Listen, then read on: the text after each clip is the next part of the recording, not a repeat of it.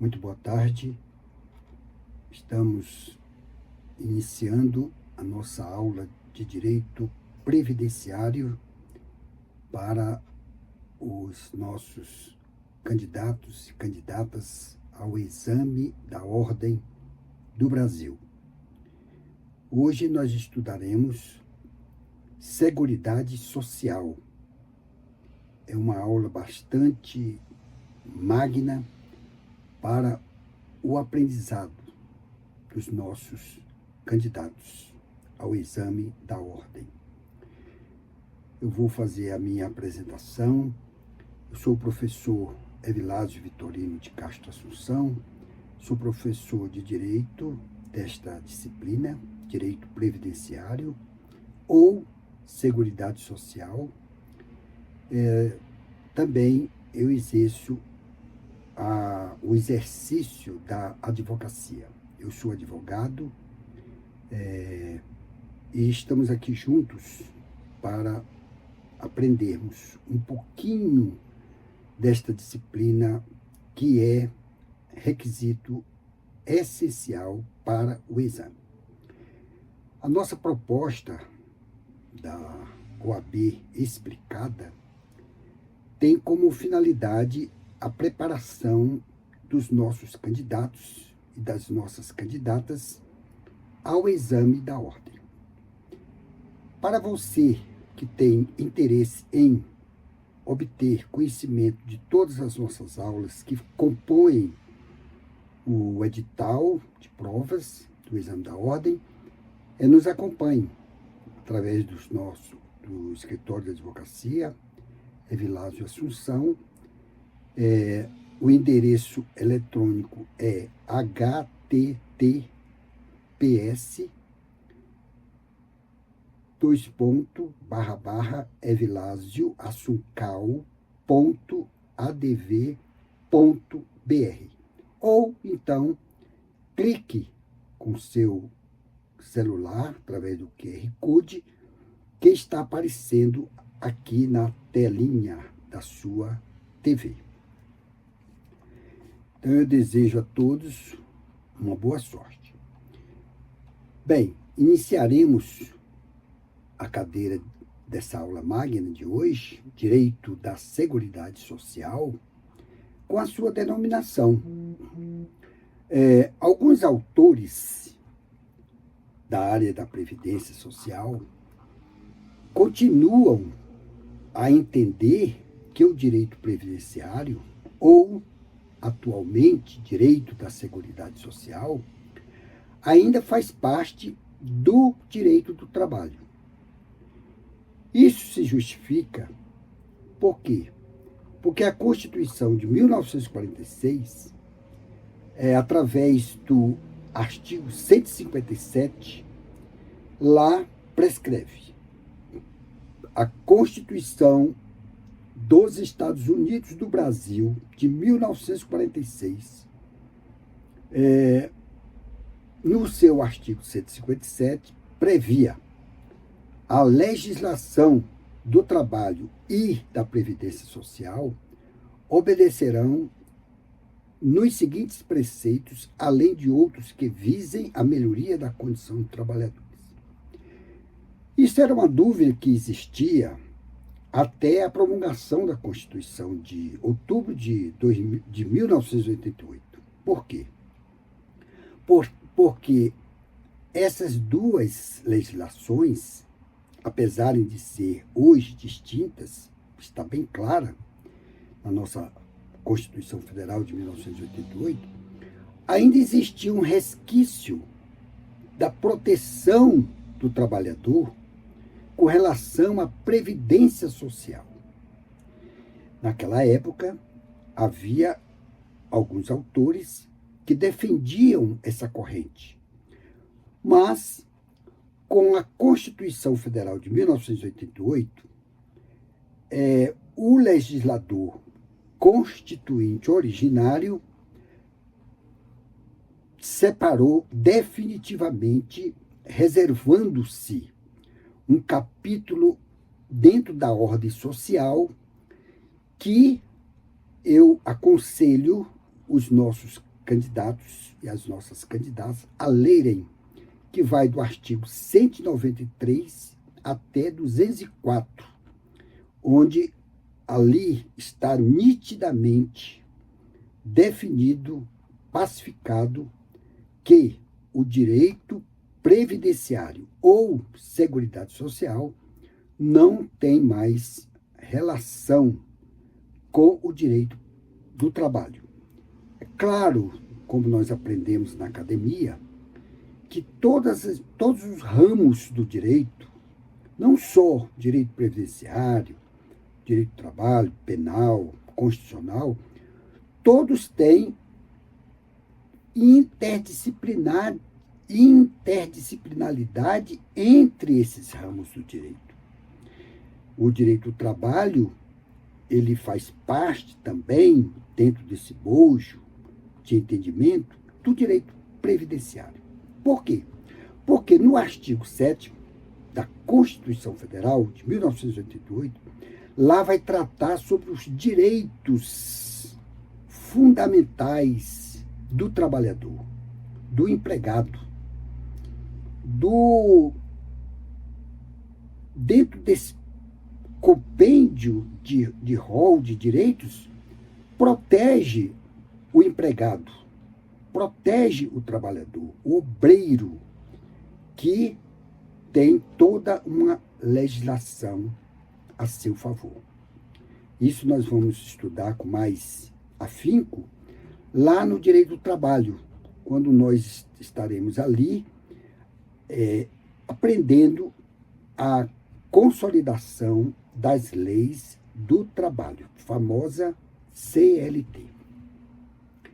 Então, como eu disse, com a Constituição de 1988, promulgada no dia 5 de outubro de 1988, houve nitidamente a separação entre o direito da Seguridade Social e o direito do trabalho. Lembrando que toda vez que eu falo aqui direito previdenciário, dentro dessa nova nomenclatura ou dentro dessa denominação, o nosso candidato vai entender que é direito da Seguridade Social. Agora, o que é essencial dentro da Seguridade Social é a sua finalidade, que dá aos indivíduos e à sua família tranquilidade na ocorrência de uma contingência. Contingência, alguns doutrinadores relatam como um fato gerador, por exemplo, um acidente, uma invalidez, morte. E alguns doutrinadores da área previdenciária também tratam não como contingência, mas como evento. Mas tudo é a mesma coisa. Essa contingência citada aqui, ela vai demonstrar um fato gerador, que é uma invalidez ocorrida com um trabalhador ou com um segurado da Previdência Social, uma morte e assim sucessivamente. Agora, como eu falei, o essencial da Seguridade Social é dar melhor qualidade de vida e que essa vida deste segurado, desse trabalhador, não sofra diminuição e que cumpra realmente as suas necessidades básicas. Logo, a Seguridade Social deve garantir os meios de subsistência básica do indivíduo, não só, mas principalmente para o futuro, inclusive para o presente, independentemente de contribuições para tanto. O legislador constituinte originário de 1988, quando elaborou esse capítulo da ordem social, naquela época eles já previram, né, para que quando houvesse uma força maior, um acometimento de alguma doença ou alguma incapacidade física causado aos seus segurados, deveria ter um fundo dentro da Seguridade Social para não só a proteção do segurado. Quem é o segurado? É aquele que é vinculado, é inscrito como segurado da Previdência Social, ou INSS, Instituto Nacional do Seguro Social. Então, o legislador constituinte originário já previu, para dar uma segurança jurídica e uma qualidade de vida para seus segurados, para os seus cidadãos, uma subsistência substancial para a provisão não só dele, como também de sua família. Por fim, distingue-se o direito da Seguridade Social do direito do trabalho. Isso é fato, como nós já vimos. As duas matérias, direito da Seguridade Social e direito do trabalho, têm por fundamento proteger o trabalhador ou o empregado. A Seguridade Social tem objetivo mais amplo, que é proteger o homem como indivíduo, mais precisamente como segurado. Independentemente do tipo de trabalhador que seja, a Seguridade Social vai proteger o segurado nos momentos em que ele não pode trabalhar. Isso está previsto no inciso 1º do artigo 22 da Constituição Federal, bem como também nesse mesmo artigo 22, no inciso 23. Lá fala que o Estado, a União, lhes compete privativamente legislar sobre matéria do direito da Seguridade Social, bem como privativamente a União legisla sobre direito do trabalho. Então, são institutos diferentes, distintos, mas que todos têm o mesmo objetivo, que é proteger socialmente o segurado, o trabalhador, a trabalhadora. Vamos agora adentrar com mais precisão sobre o conceito de Seguridade Social. Este conceito, ele é uma corrente de doutrinadores que tem em comum o consenso.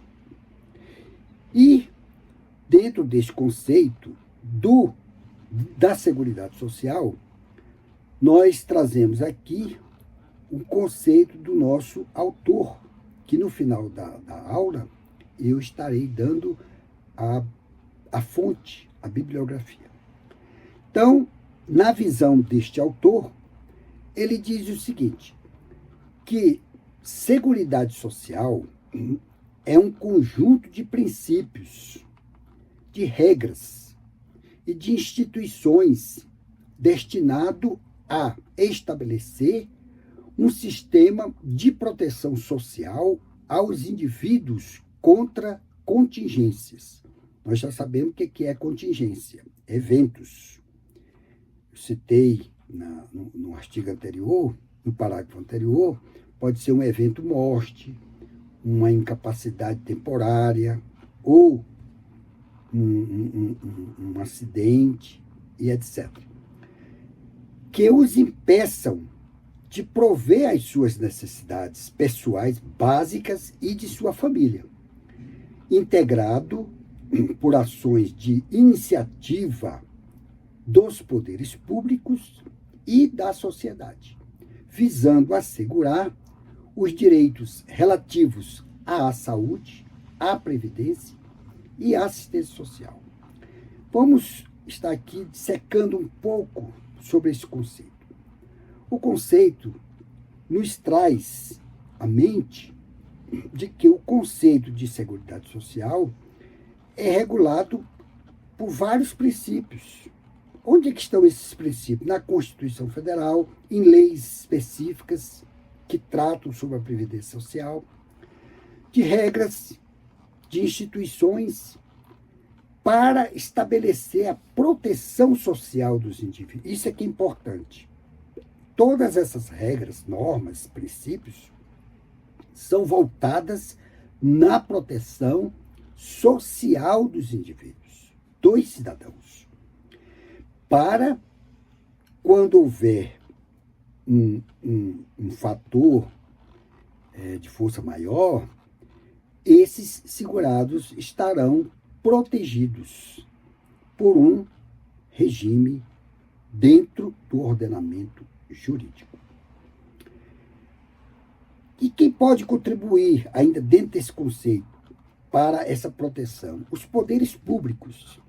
Nós já falamos em aulas anteriores qual o conceito de poderes públicos, mas não custa nada, com a nossa matéria, a nossa plataforma é OAB explicada, toda vez que nós tenhamos um termo técnico, nós estamos aqui passando para os nossos candidatos a significação deste termo. Poderes públicos, o que significa dizer? Estudamos isso lá no direito constitucional. Poderes públicos é formado pelos entes públicos da federação. Quais são esses entes? A União, os estados, o Distrito Federal e os municípios. Onde que está, professor, essa fundamentação dessa organização do Estado? Lá no artigo 18 da Constituição Federal. Lá no artigo 18, lá conceitua claramente esses poderes públicos que estarão à disposição dos cidadãos que assim o requerem de providências. Mas também o conceito fala que a sociedade deve participar também desta integração desse sistema da Seguridade Social. Mas como é que a sociedade participa ativamente no compêndio desta fomentação em favor dos segurados?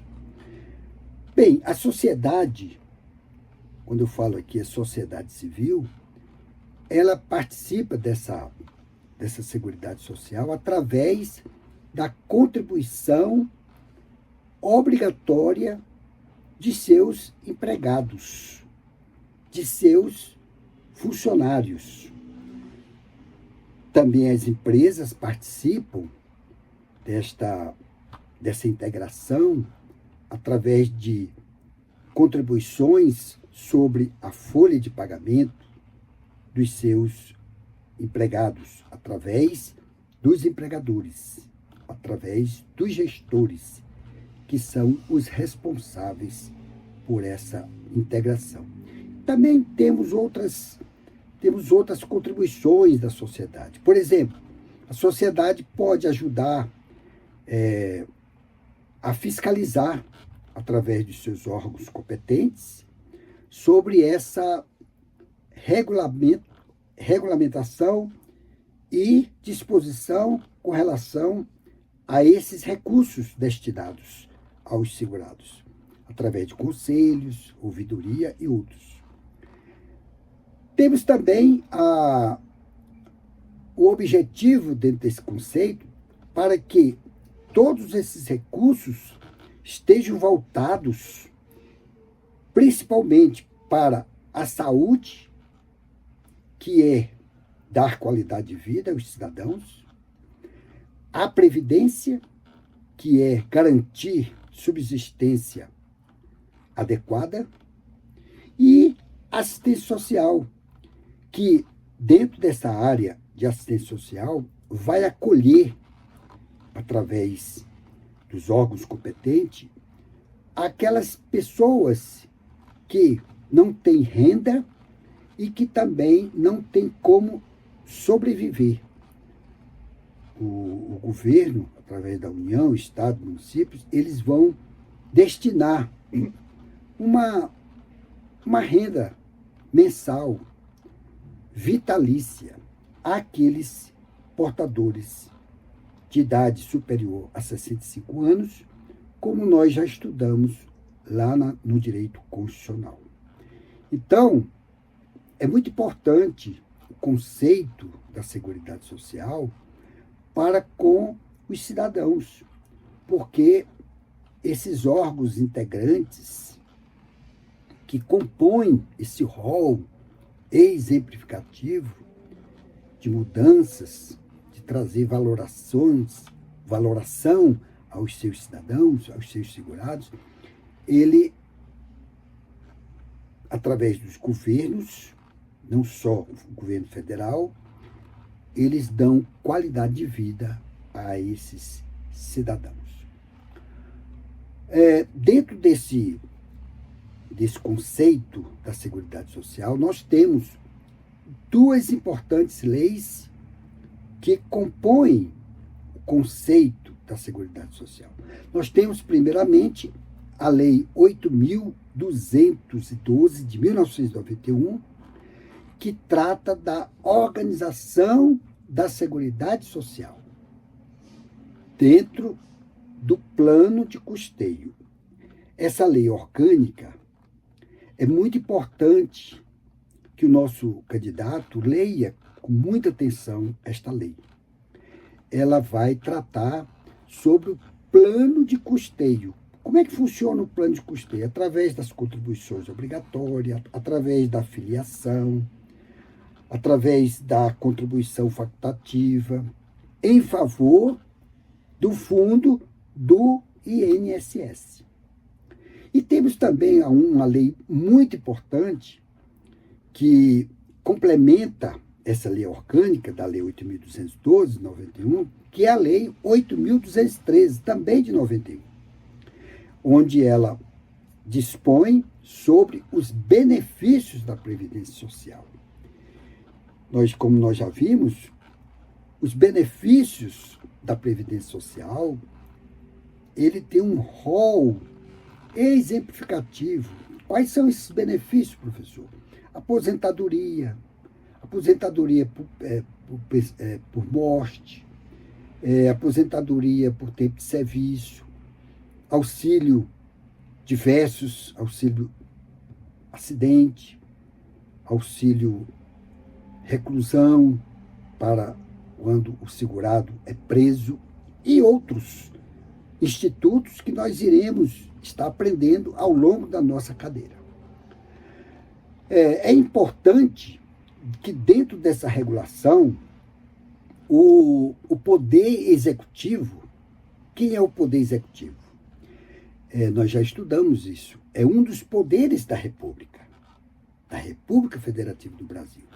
O poder executivo é um poder importantíssimo na execução de decretos, normas, regulamentos das leis, além das portarias, ordens de serviço, instruções normativas, circulares, que vêm ao favorecer, aperfeiçoar a legislação da Seguridade Social. Então, é muito importante o papel do Poder Executivo, porque é através do Poder Executivo é que todos os cidadãos que são segurados pela Previdência Social, eles terão a garantia de um pagamento de pensão ou aposentadoria ou outro benefício que seja favorável à sobrevivência deste segurado. E dentro, nessa toada, o Estado, isso é muito importante, nosso acadêmico, o nosso candidato tem atenção, que o Estado centraliza todo o sistema da Seguridade Social, que organiza o custeio do sistema e concede os benefícios e os seus serviços em favor dos seus segurados e outros. Nós já estudamos na cadeira de Direito Administrativo e também do Direito Constitucional quem é o Estado. O Estado é justamente formado pelos entes públicos. Quem são os entes públicos? É a União, são os estados, o Distrito Federal e os municípios. Então, esses entes, eles formarão um sistema integrado da Seguridade Social. E através da União, que é o centralizador maior, ele organiza o custeio do sistema. Para quê, professor? Para garantir o pagamento mensal dos segurados do INSS. Concede benefícios, que são aqueles que eu já elenquei no início da nossa aula, concessão de aposentadoria a um segurado, um pagamento de pensão por morte aos dependentes do segurado, é um auxílio reclusão para o que está preso, o segurado que está preso, com sentença condenatória, transitada em julgado, onde a família não vai ficar desamparada enquanto aquele réu está sob custódia, com a sua libertação tolhida. Então, enquanto ele estiver recluso em uma penitenciária pública, a família vai requerer o benefício de auxílio reclusão para a sua provisão. E isso é muito importante. E eu falei, e outros, porque tem outros segmentos, outra população, que poderão ser beneficiados. Mas eu vou citar apenas um, mas são vários. Nós temos os beneficiários de pessoas idosas com idade superior a 65 anos, que nunca contribuíram para a Previdência Social, mas, como o artigo 195 da Constituição Federal diz que a contribuição de seus servidores, de seus trabalhadores, é solidário, então eles bancam estes pagamentos àqueles que nunca contribuíram para a Previdência Social. Que, a meu ver, é muito justo, porque não é porque o cidadão não pôde contribuir para a Previdência Social, é porque ele não teve oportunidade. Não teve oportunidade de trabalhar, de se capacitar, de se prover. São vários fatores. Então, eu sou solidário a esses pagamentos. Agora vamos conhecer quem faz a gerência de todos esses benefícios, quem trabalha, quem descentraliza ou quem centraliza essas ações administrativas em favor do segurado do INSS. O órgão incumbido dessas determinações é o Instituto Nacional do Seguro Social, o famoso INSS. O antigo INPS, o antigo INAMPS, mas hoje é o INSS. É uma autarquia subordinada à Previdência Social. Na Previdência Social, há outras instituições, como o Conselho Nacional de Previdência Social, há ainda o Ministério da Saúde, que implementa a política de saúde do país. Assim, nós temos vários órgãos, várias instituições, várias entidades que se integram de fomentarem ações administrativas que vão a favor do cidadão, a favor do segurado, junto à Previdência Social. Nós sabemos, nós já falamos isso em outras aulas, que o Ministério da Saúde é muito importante, porque o Ministério da Saúde, ele fomenta políticas de saúde no país para amenizar e não agravar as doenças que vão às pessoas que não têm, assim, uma prevenção. Vou citar aqui apenas uma das ações do Ministério da Saúde, mas são N ações. O combate ao sistema gripal, o combate às doenças venéreas, o combate à saúde dos cidadãos. Agora mesmo nós passamos por uma pandemia, através da Covid, onde o papel do Ministério da Saúde, juntamente com este Conselho Nacional da Previdência Social, juntamente com o INSS e outros órgãos voltados à saúde, fizeram grandes feitos em favor do cidadão, em favor da população, em favor do povo brasileiro. Isso é muito importante. O papel do Ministério da Saúde é fundamental para amenizar essas doenças, principalmente doenças que nós conhecemos, traz grandes prejuízos à saúde do cidadão brasileiro.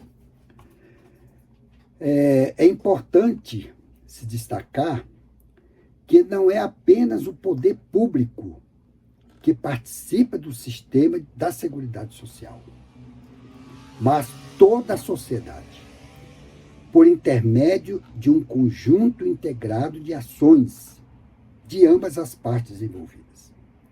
É claro que, quando há insuficiências financeiras, ficarão a cargo da União.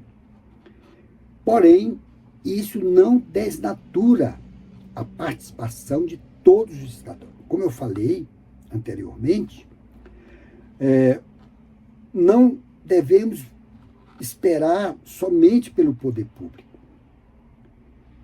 Temos que participar como cidadão, como sociedade, dessas ações integrativas.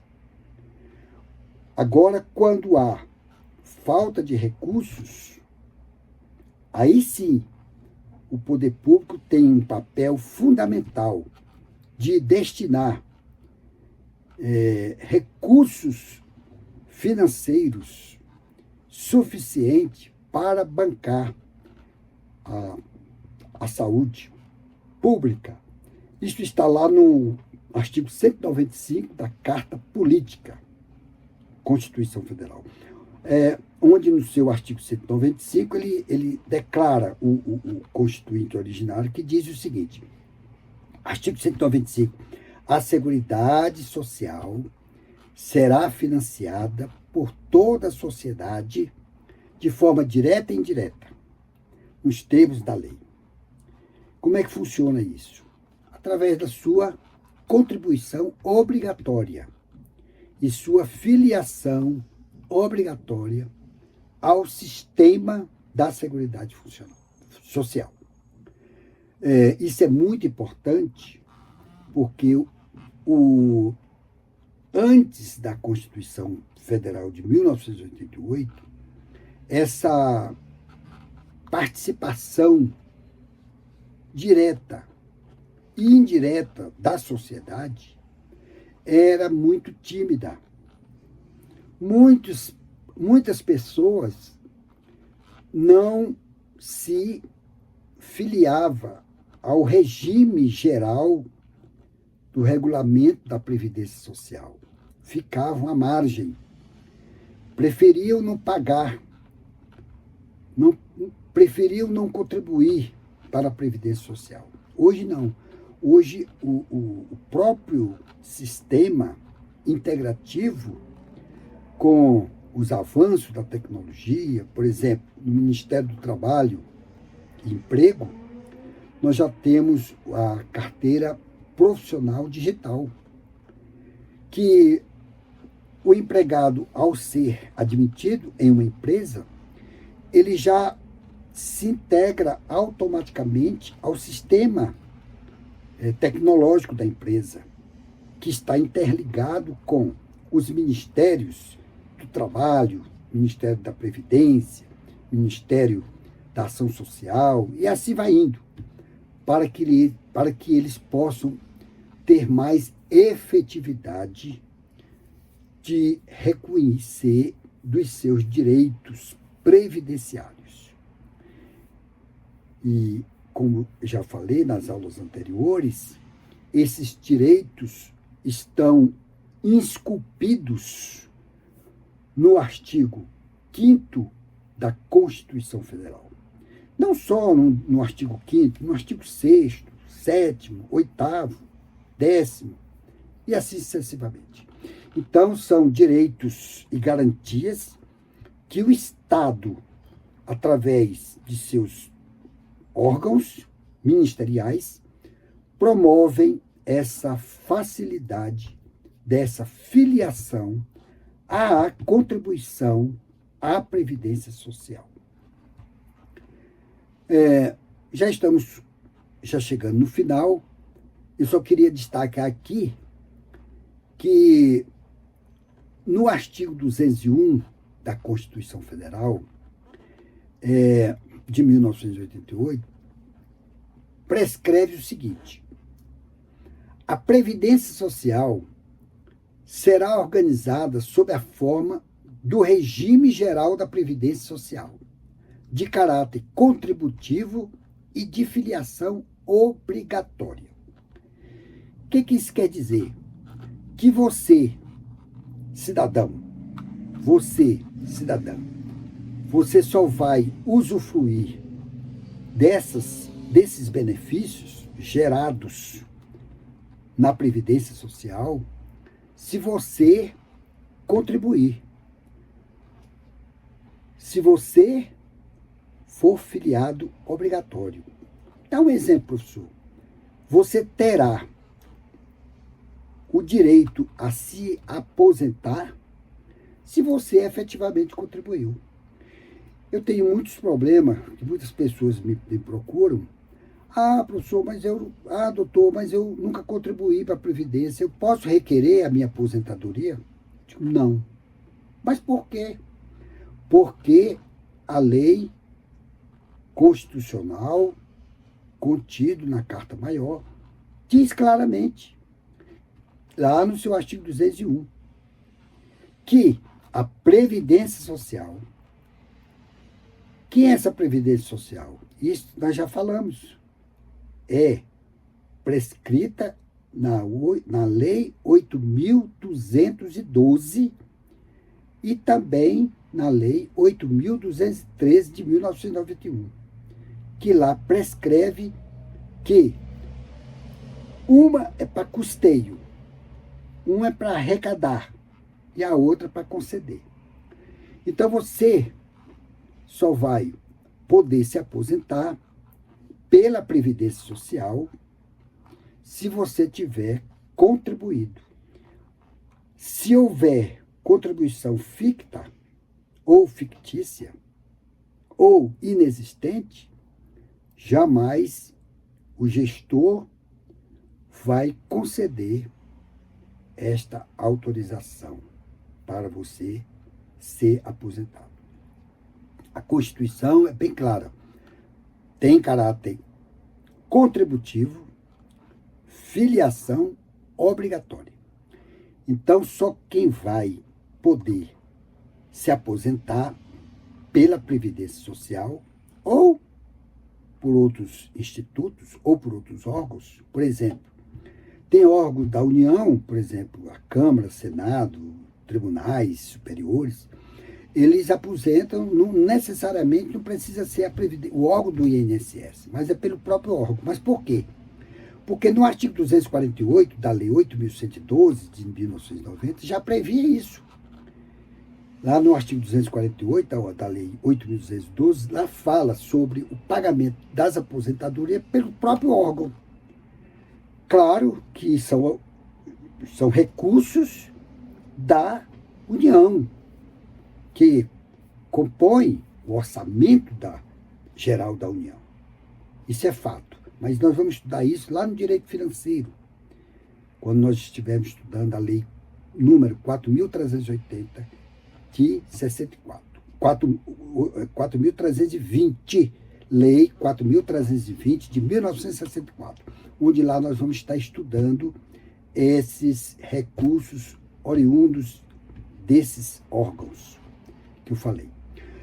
Agora, é muito importante o nosso candidato e a nossa candidata se ater no artigo 203 da Constituição Federal, que é diferente do artigo 201. Referendando, o artigo 201 fala da contribuição obrigatória, bem como a filiação. Agora, o artigo 203 da Constituição Federal diz o seguinte: a assistência social não é previdência social.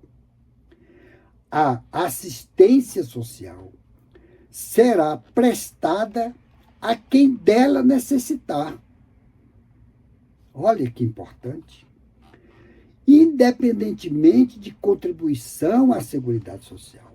Mas, professor, mas uma é obrigatória e outra não é? Sim, porque nós, contribuintes, que contribuímos todos os meses para a Previdência Social, é que vamos bancar. Não é solidário? Eu não li no artigo 195 que a sociedade contribui com as suas participações, com as suas contribuições, de forma solidária? Então, o artigo 203 ele vem complementar essa afirmativa, que a assistência social não é previdência social. Tem que deixar bem claro isso para o nosso candidato, porque a prova do exame da ordem, ela não é prova de peguinha. Mas o membro da banca, ele é muito sábio. Ele sabe que a candidata, que não tiver certeza e domínio sobre os termos técnicos, pode confundir na hora da prova. Então, vamos por etapa. Então, a Previdência Social é obrigatório. Já a assistência social não é obrigatória e ela é assistida a todos que dela precisar, independentemente de ter contribuído ou não para a Previdência Social. Um exemplo. Professor, dá um exemplo aí. Artigo 195 em diante da Constituição Federal, que lá diz que o dever, a saúde é dever do Estado e obrigação estatal. Então, o governo, a União, quando eu falo governo, pode ser o federal, no âmbito federal, no âmbito estadual, distrital e municipal. Então, o governo, o Estado, ele deve dar tratamento de saúde aos seus cidadãos, às suas cidadãs, bem como aquele segmento que nunca contribuíram para a Previdência Social. Como eu falei, é solidário. Todos que contribuem para a Previdência Social são solidários a bancar esta assistência através dos hospitais públicos, através dos atendimentos do Ministério da Saúde, através do SUS, Serviço Único de Saúde e outros. Bem, por último, nós vamos falar sobre a divisão. Que divisão? Sobre a Seguridade Social. Nós vamos estar estudando, ao longo das nossas disciplinas, como funciona na prática, no dia a dia, sobre essa divisão da Seguridade Social. Vamos lá. Só vou iniciar hoje. Nas próximas aulas nós daremos sequência. A Seguridade Social engloba um conceito amplo, abrangente e universal. Então, a Seguridade Social engloba um conceito amplo, abrangente, universal, destinado a todos os que dela necessitem, desde que haja previsão na lei sobre determinada contingência a ser coberta. Já falamos o que é contingência. Então, se houver, por exemplo, vou citar um exemplo, mas tem N, uma criança que tenha diagnosticado uma doença rara e que esse medicamento seja muito vultoso, muito caro, o Estado, através de seus órgãos, Ministério da Saúde, Defensoria Pública, Poder Judiciário, Governo Federal, Ministério da Saúde, poderão liberar, autorizar a compra desse remédio para atender o artigo 195 da Constituição Federal. Em caso específico, em caso muito especial. Não é um caso comum.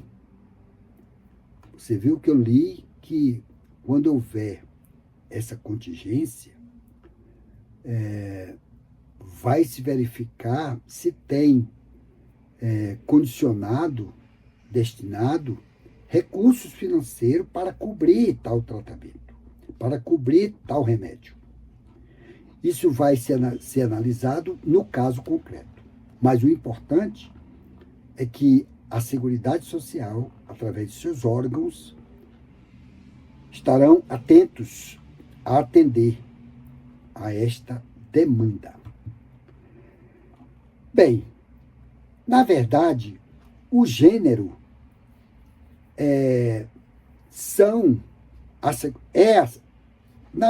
o gênero é a Seguridade Social. E as espécies são a Previdência Social, dentro dessa divisão, a Assistência Social e a Saúde, cujos institutos nós vamos estar estudando em nossas próximas aulas. Mas só para fazer aqui um preâmbulo dessa divisão, eu vou falar sobre a Previdência Social.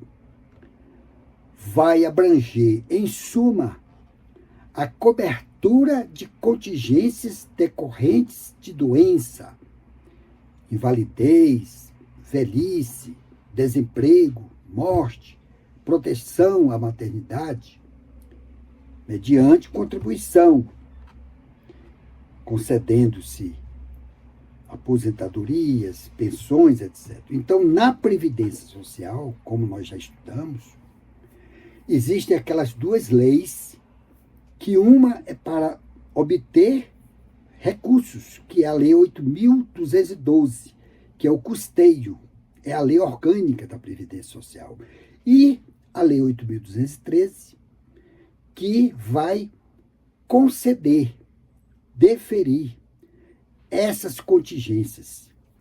Quais são as contingências que eu falei aqui agora, que o nosso aluno deve estar atento?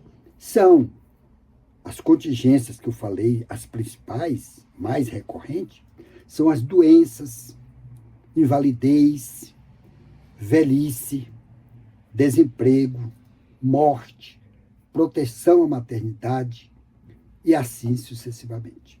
Isso dentro da Previdência Social. Agora, a assistência social irá tratar dos hipossuficientes, destinando pequenos benefícios a pessoas que nunca contribuíram para o sistema. Vamos estar aqui entendendo o que vem a ser esse Instituto da Hipossuficiência. Professor, o que significa no ordenamento jurídico esse termo hipossuficiente? O hipossuficiente não é o cidadão, não é a pessoa, mas é a capacidade financeira desse cidadão. Ou seja, ele não tem capacidade de bancar o pagamento de um processo judicial, de um processo que venha a ser analisado por algum órgão judicante. Então, os hipossuficientes não é a pessoa, mas é a sua capacidade de ter esse recurso.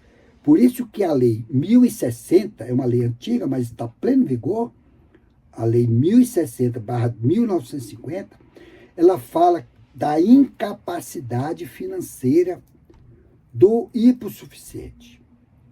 Então, para provar essa incapacidade financeira para o Estado, veio esta lei para lhe amparar, para lhe dar o deferimento desse pleito. Não é só essa lei 1060, não. Nós temos também a Constituição Federal, no artigo 5º, inciso 74, que lá fala que o Estado deverá prestar assistência gratuita a esses hipossuficientes. Também nós temos a lei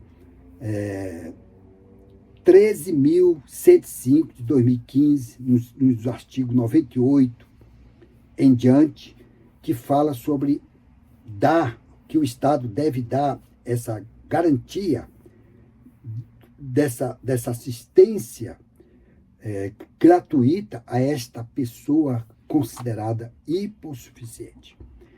Então, é muito importante que nós, da OAB Explicada, estamos aqui esmiuçando a cada termo que poderá ser objeto do exame da ordem. Porque a prova do exame da ordem ela é uma prova muito técnica, muito científica, não é prova de peguinha. A prova da OAB, através da banca, os membros trazem para os candidatos os questionamentos que o advogado vai atuar no dia a dia. Uma pessoa, por exemplo, um cliente, vai chegar no escritório de advocacia ou vai procurar você, advogado, já imbuído no cargo de advogado, está lá no artigo 8º do Estatuto, depois nós vamos estudar, vai lhe procurar e vai dizer: doutor, eu preciso que o senhor atue para mim no meu processo que negaram para mim, na via administrativa, um benefício que eu vejo que eu tenho direito. Por exemplo, um idoso que tenha mais de 65 anos, ele requer no INSS, através do meu INSS, o Instituto da Renda Mensal Vitalícia, que está na Constituição Federal, lá no artigo 5º, que é um direito constitucional. E o INSS nega esse direito. Então, esse cidadão ou essa cidadã vai procurar você, advogado, vai procurar o seu escritório de advocacia e vai dizer: doutor, eu preciso que o senhor ajuize uma ação declaratória, obrigação de fazer, dentro do procedimento comum, para que eu possa receber a minha renda mensal. Não é aposentadoria. Muita gente confunde. Eu tenho conversado com algumas pessoas que diz que é aposentadoria. Não é aposentadoria. Aposentadoria é para quem contribui. É para quem é filiado à Previdência Social. Esse caso aqui não é. Então, é por isso que é renda mensal vitalícia. Por quê? Porque o cidadão, ao atingir 65 anos e provar que é hipossuficiente, eu já falei sobre o que é hipossuficiência, ele tem o direito constitucional, artigo 5º, de requerer, junto ao INSS, essa pensão, essa renda mensal vitalícia. Então, aí o advogado vai atuar fazendo uma petição ao juízo, e ali vai pleitear como uma cláusula pétrea, porque o artigo 5º da Constituição Federal é cláusula pétrea. E, por último, a saúde. A saúde pretende oferecer uma política social e econômica destinada a reduzir riscos de doenças e outros agravos, proporcionando ações de serviço para a proteção e recuperação do indivíduo. Como eu falei, o Ministério da Saúde, através de seus órgãos diretivos, procuram minimizar, ser menos agravante o risco de doenças à população. Então, o papel desse órgão, a saúde, dentro da Previdência Social, é muito importante para que o cidadão tenha insumos suficientes para minimizar essas ações. Por exemplo, eu só cito um exemplo aí. Uma ação feita pelo Ministério da Saúde como Dia Nacional do dia D para o combate à gripe, ao vírus da gripe. Então, todos os órgãos envolvidos, quando eu digo todos os órgãos da saúde envolvidos, estarão ali prestando esse serviço para a comunidade dessa campanha de erradicar o combate à gripe, trazendo com isso menos risco à sua população. Bem, agora eu vou falar da fonte, a bibliografia que eu tirei o conteúdo desta aula magna, que eu considero uma aula extraordinária, que nossos alunos, nossas alunas, que nossos candidatos, nossas candidatas devem estudar. E eu aconselho que você, candidato, você, candidata, você, meu aluno, você, minha aluna, adquira esta obra jurídica muito importante para o seu aprendizado. E não só aprendizado, para o seu dia a dia. Quando você for um advogado da área da Previdência Social, está estudando esta doutrina. Então, a fonte é Sérgio Pinto Martins, é o autor, a obra Direito da Seguridade Social, Direito Previdenciário, 42ª editora, Saraiva, ano 2024. 42ª edição da editora Saraiva, Saraiva.jus, né? .jus, 2024. E aqui fica o meu muito obrigado e até a próxima aula.